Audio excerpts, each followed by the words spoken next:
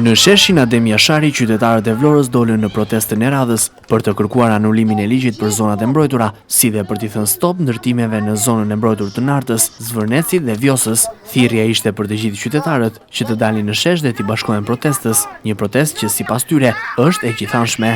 Kjo protestë nuk bëhet se duam të ndjekim një parti apo tjetrën.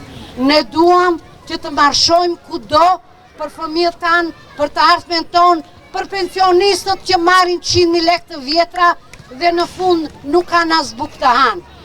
Janë kompani, korporata shumë të mëdha që i kanë vënë syrin Vlorës dhe duan që ta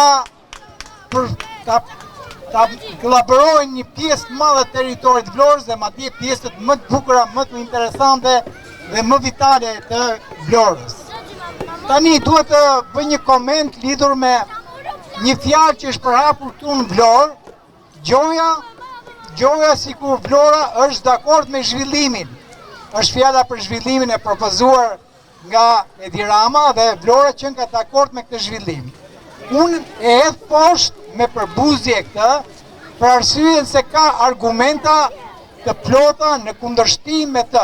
Protestës së qytetarëve të Vlorës pas ditën e së hënës ju bashkuan edhe shumë qytetarë vlonjat të ardhur nga diaspora apo edhe nga rrethet e tjera të vendit ku punojnë dhe jetojnë. Unë jetoj në Tiranë, jam vlonjate, jam me pushime dhe besoj se edhe pushimet nuk duhet ta ndalin këtë protestë.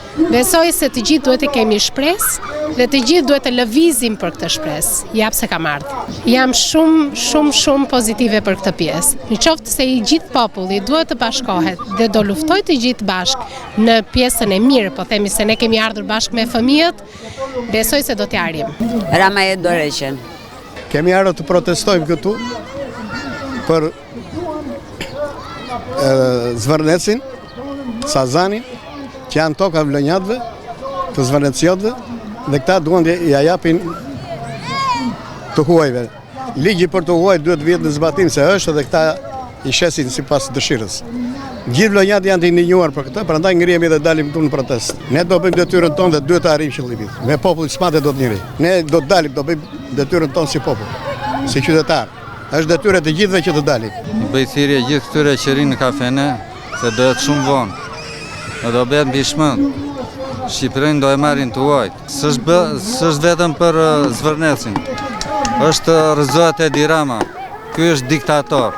Protesta është një drejtë legjitime, sidomos në kushtet aktuale, ku qeveria përveç se me ligjin e paketës të maleve dhe investitorin strategjik po grabit pronat e shqiptarëve, duke u hedhur i syve, po dhe për shumë gjëra që nuk shkojnë, sepse spuntua ishe treqja zvare qytetarit në gardin e Zvërnecit, po pasaj mori për masa tjera. Dhe mendoj se kjo protest nuk do ndalet, edhe pse herë është me dallë, ka më shumë pjesëmarrje, ka më pak pjesëmarrje, por është diçka që ka nisur dhe nuk do ndaloj. Mendoj që nuk ka kthim mbrapa. Te lexojnë sytë e qytetarëve, edhe pse shumë nuk dalin në dugje, por bëjnë pjesë. Protestuesit shprehen kundërshtimin e tyre për investimet në Zvërnec, duke u shprehur një zëri se nuk sjellin zhvillim, por vetëm dëmtim.